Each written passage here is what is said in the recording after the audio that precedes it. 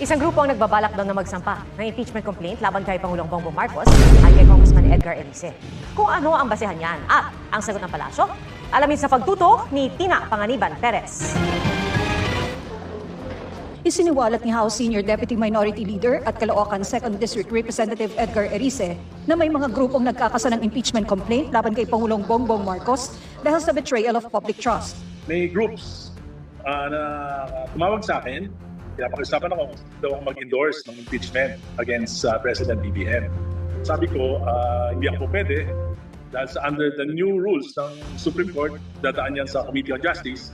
These are pro-Vice President groups. Isa sa mga nangungunang nagpo-point out na tumuturo na po sa Malacanang at hindi lang sa Malacanang kundi sa Pangulo mismo. Na meron ding pagkakasangkot dito nga sa flood control corruption.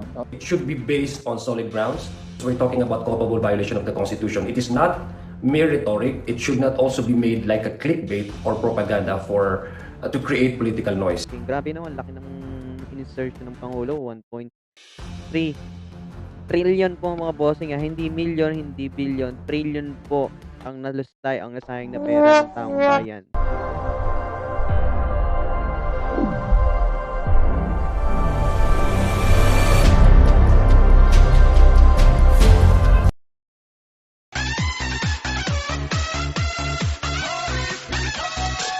Magandang araw sa atin lahat mga bossing. Muling nagbabalik RMG News TV.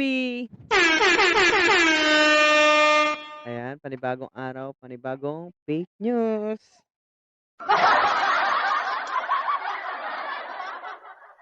Ayan, for today's video mga bossing, ang topic natin ngayon tungkol dito kay Bongbong Marcos na kung saan may ilang grupo na gusto siyang ipa-impeach. Yan, mga bossing. So, bago natin panoorin ang video mga bossing, ayan, muli iniimbitan tayong mag-subscribe sa ating YouTube channel mga bossing. Huwag mong subukan. Ayan. Click nyo lamang po yung subscribe button at mag-comment, like, share na din kayo at open nyo lang yung notification bell para sa ganun maging updated po tayo para sa mga i-upload pa natin na mga video sa susunod. So, ano pang hinihintay natin mga bossing? Umpisa na natin ang panonood. Let's go! Isang grupo ang nagbabalak daw na magsampa ng impeachment complaint laban kay Pangulong Bongbong Marcos at kay Congressman Edgar Erice. Kung ano ang basehan niyan at ang sagot ng palasyo, alamin sa pagtutok ni Tina Panganiban Perez. Isiniwalat ni House Senior Deputy Minority Leader at Caloocan 2nd District Representative Edgar Erice na may mga grupong nagkakasa ng impeachment complaint laban kay Pangulong Bongbong Marcos dahil sa betrayal of public trust.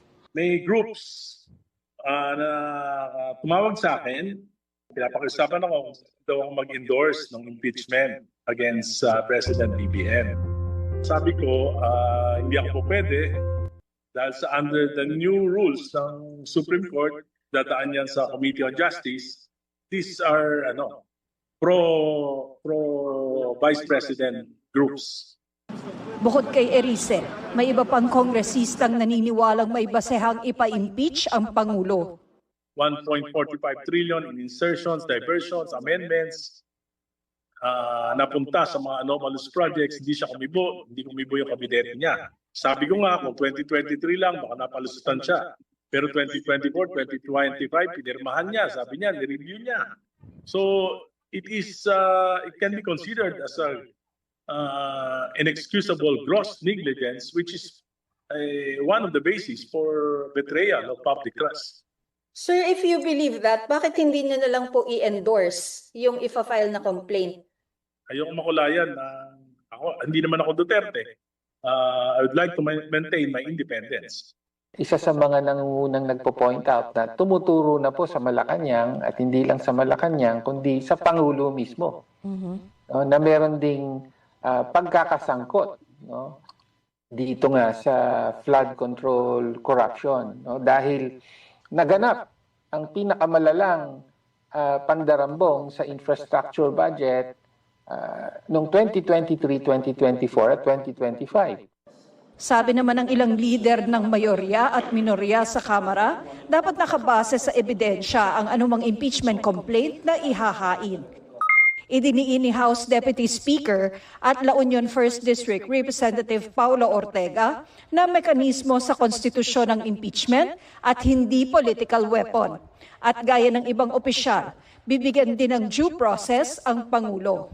It should be based on solid grounds. We're talking about culpable violation of the Constitution. It is not mere rhetoric. It should not also be made like a clickbait or propaganda to create political noise. Titingnan natin kung saan tayo dadali ng ebidensya at ganoon din, kung magdedesisyon yung mga civil society organizations, we will work closely with them. Sabi naman ni Palace Press Officer Undersecretary Claire Castro, ayaw ng administrasyong magkomento sa mga chismis. Nakatutok niya ang Pangulo sa trabaho at naniniwala itong magdedesisyon ng Kongreso base sa katotohanan, batas at pambansang interes. Para sa GMA Integrated News, Tina Panganiban Perez, nakatutok 24. So ayun na nga mga bossing, hindi na natin natatapos ang panonood ng video. Bale, ang reaction natin dito mga bossing. Grabe no, ang laki ng insertion ng Pangulo. 1.3 trillion po mga bossing. Hindi million, hindi billion. Trillion po ang nalustay, ang nasayang na pera ng taong bayan. Dahil sa mga anomalya dito sa mga flood control project. Grabe yung tanggit yan. Sobrang laki ng mga bossing.